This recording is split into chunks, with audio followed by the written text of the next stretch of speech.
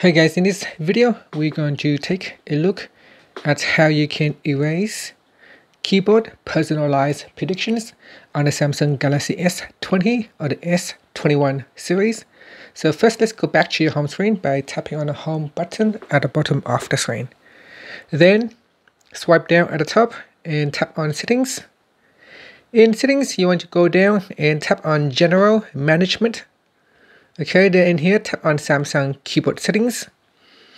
Next, you want to go down and tap on reset to default settings. And then tap on erase personalized predictions. Next, tap on erased.